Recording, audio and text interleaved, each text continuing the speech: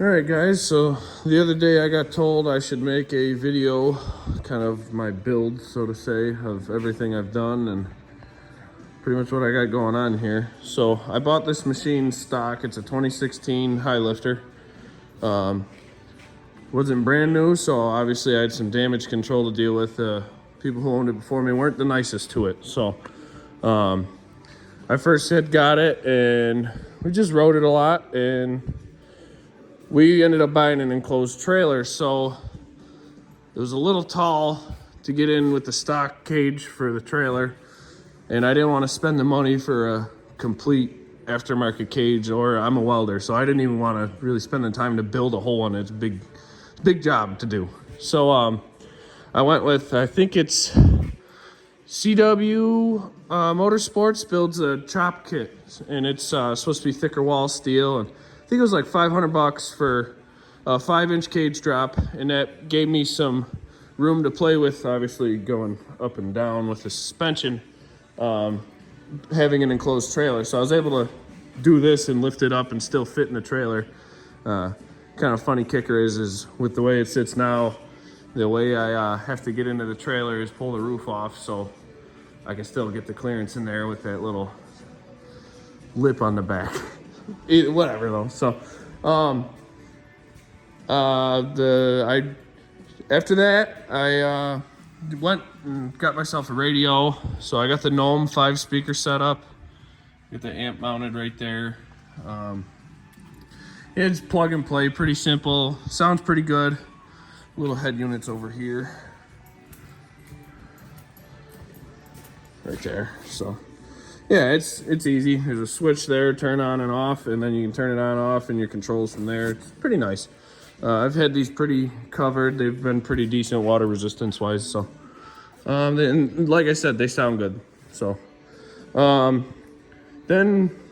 I ran into issues with my clutch case leaking, and it filled that clutch with mud, water, and a bunch of junk.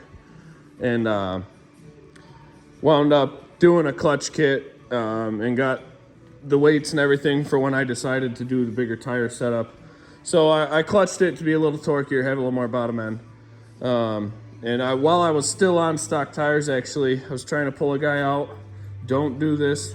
I hooked a strap up to my rear end and trying to yank a guy out, and ended up snapping 3 teeth off my snorkel gear. And yeah, it was a big job. You got to pull the whole trans out, but I ended up going with their Super ATV snorkel gear and pinion there. It's been great ever since with that Super ATV setup. That it feels a little more robust. It's supposed to be a higher grade steel, so every time I've broken something on this thing, I've tried to replace it with heavier duty parts so I don't have to do it again. Yeah, Super ATV has, I think I might have been keeping the lights on for him this year over there. But so I did that, and then I ended up getting a good deal on these tires used. They're 33 BKTs. I don't remember exactly the rim, but they actually measured it like a 34. It's weird, but yeah, 33 BKTs. I did that, and when I had bought it, the guy before me already had heavier duty tender springs in there. So I turned them up probably 1.5 inches all the way around, and I was rubbing on the inside, and the front here is still pretty good, and I couldn't bring myself to chop it all up. So, and also my bushings and ball joints and everything in the front were completely worn out, trashed, no good. So I wound up going with the Super ATV 1.5 inch forward arms, and them things are pretty beefy. I did the Keller ball joints, and those things, they're unreal. You watch them on a video, and it's unreal how beefy those ball joints are and look. I mean, I beat the crap out of them. They hold pretty good. So Keller ball joints doing something right. And then once I beefed this front end up, I was kind of worried. It's thicker tubing, A-arms and everything. So I was kind of worried about the frame points being a problem with that being the next weak point. So I went with Super ATV's frame stiffener. We just got that on recently, actually. You see it there. It's super easy to put on. It's 4 bolts. It's nothing to do really. Oh,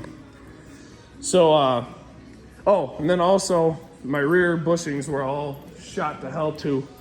So I went with Super ATV's high clearance boxed radius arms in the rear.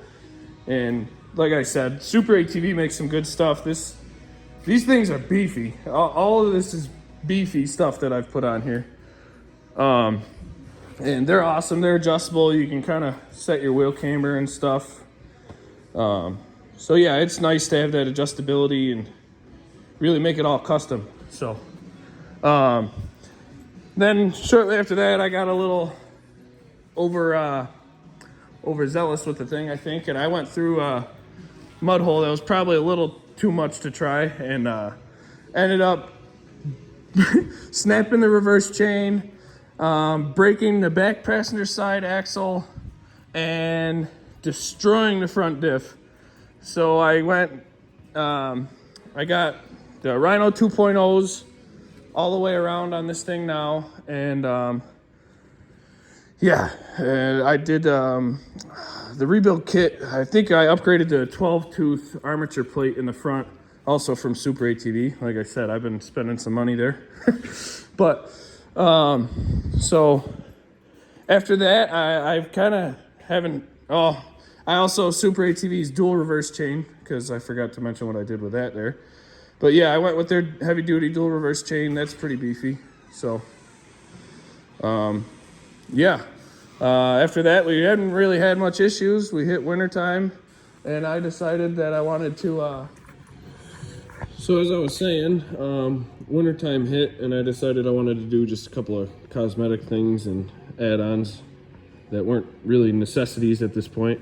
So I ended up going with the Gibson dual exhaust on there, and wiring up tonight. I'm about to make these operational. They're just all mounted right now, but went with some 2-foot whips, some reverse pod lights, and mirrors.